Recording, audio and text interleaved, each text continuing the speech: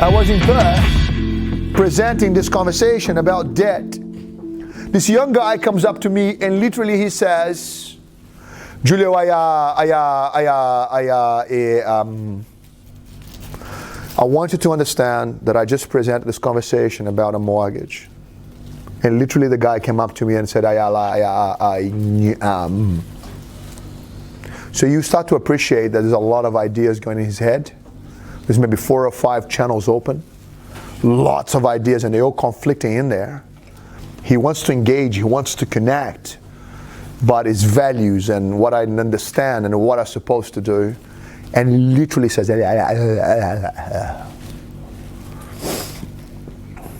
I just stayed quiet and says, what do you really want to know?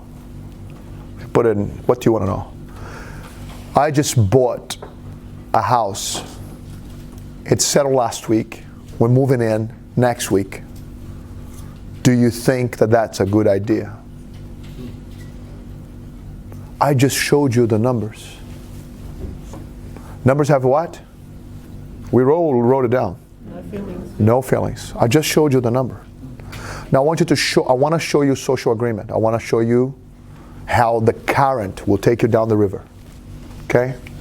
Everybody thinks it's a good idea.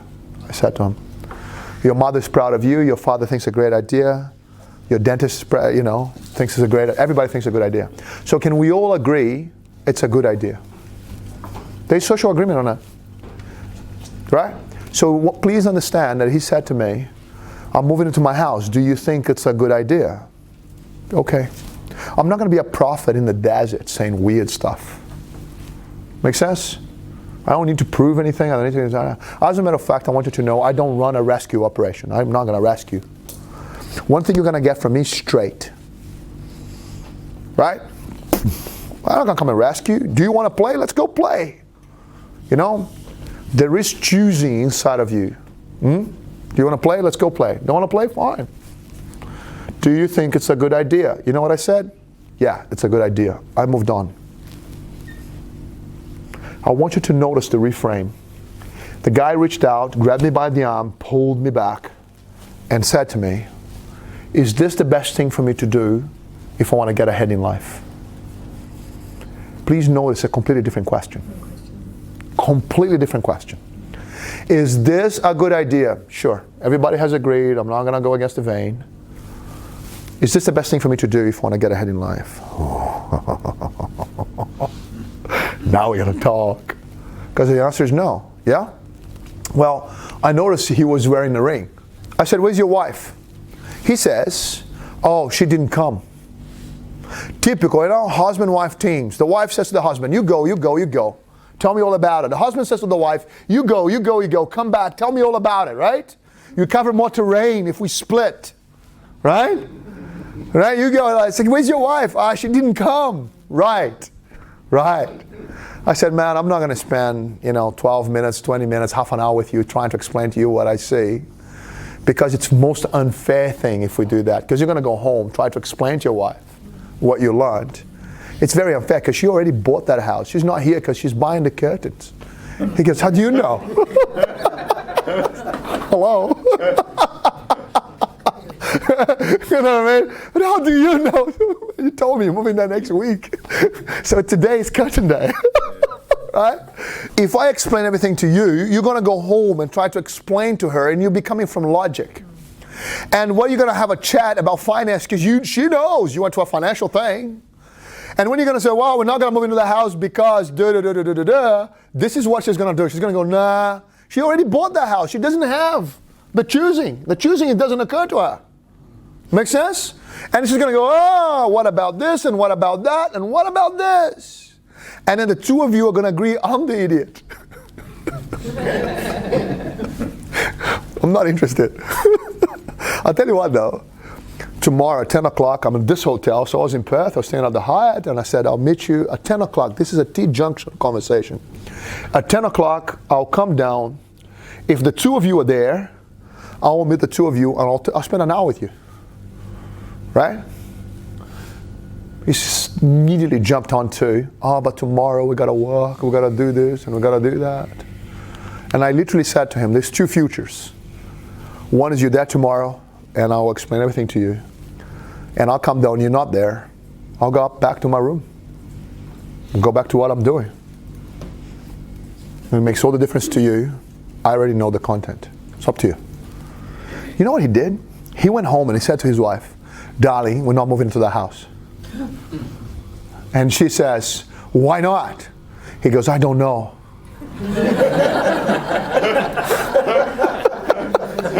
And he won't explain it to me unless you come along. And I want to know. So I show up the next morning, 10 a.m. So they made the phone calls, made the arrangements, canceled what they were doing. I come down to the hotel, they're both there. So I say to both of them, "Good morning." He says, "Good morning." She says, So I replied, just in case he's German or something. I'm not. It's true story. So you know, and I know, she doesn't like me. Why? I'm rattling her hypnosis. Do you understand? Who is this guy? Who does he think he is? So I said to her, all I want to do is show you an equation. Can I show you an equation? She goes, yeah. Not really, but yeah. All I want to do is show you an equation, and then you choose. It's your life over there. So what I'm going to do in the next 20 minutes is show you case study number 1. Are you ready for case study number 1? I'm going to show you 20 years worth of living in 20 minutes.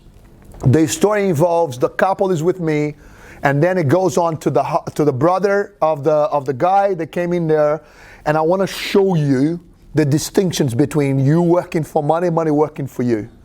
How do you get rich, or you are accumulating capital, or you are not? You start to see now, in real terms, how this JDL became so successful. All right, over the years. Here we go. So, nice street, right? This is the couple meeting with me, Paul and Susan, literally at the hotel. So they sat down, we sat down, you want a coffee? Yeah, well, let's start talking, okay. So they start telling me a story. There is always a story. There's the story of your life, and the story of yours, and the story of yours. Some of you have children, some of you don't. Some of you come from here, some of you come from there. Doesn't matter. There's a story. So you're telling me the story. Do you know what I'm listening for in the story? Any client managing JDL is listening for the numbers in the story. And what we want to do is take the inefficiency out of the numbers. You understand? Rather than money working away from you, money come back to you. Does it make sense? So he's telling me the story. Okay, what's the story like? Tell me. So now, get this. Paul and John are brothers. They own an IT company in Perth. They literally started the IT company in their bedroom. They're 11 months apart. They're brothers like that. They grew up together, went to school together, best mates, started the company together. The company starts to make money. As a matter of fact, was one of the employees that said, there's this Brazilian guy that he comes. You only understand half of what he's saying. But you should go along. Right? So the employee told him to come. He came. Well, his brother didn't come. His wife didn't come. And we're sitting in there. And then we look at the $300,000 mortgage that now you have the knowing it's $900,000 bill. You know now, right? So tonight you go see your sister tonight.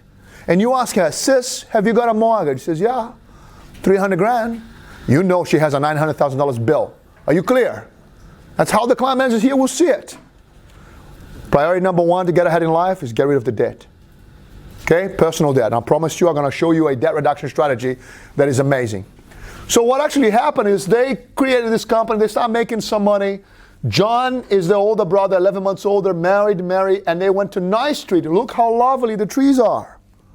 Right? And they bought a house, little house with a red roof in Nice Street. It happens that Paul and Susan went to see it. The housewarming party. Great. On the way home, they start talking. Hey, we should live there too.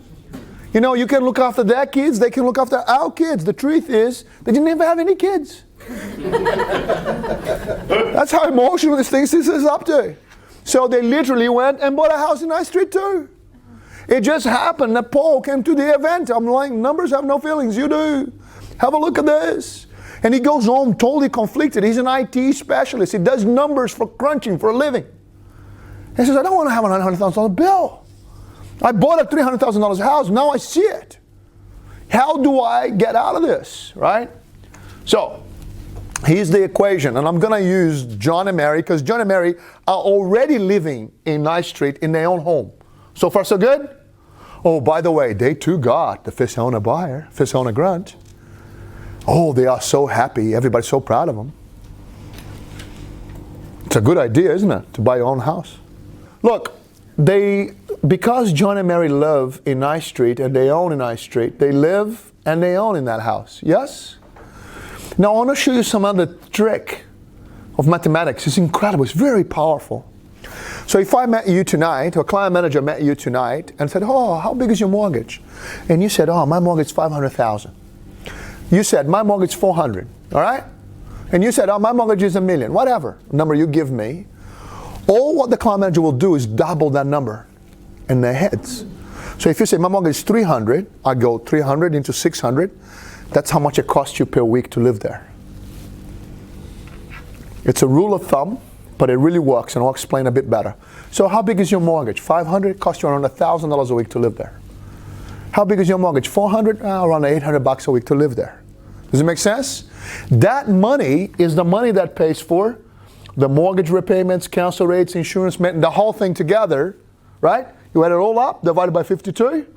It's around, do you understand? It's a rule of thumb. But it really works. It's really quick. Your mortgage is $475. I double that's around there. How much cost there to live a week? So when they told me the mortgage is $300,000, that's what I'm doing. So the L plus O, mortgage repayments, council rates, insurance and maintenance, it's around $600 a week. Here's my disclaimer. Okay? It's just a concept. It's an estimation only. This number will vary depending on interest rates, cost of insurance rates, and level of maintenance. This is only a concept. We recommend that you do your own, you in the audience today, L plus O, to get the distinctions for your personal numbers.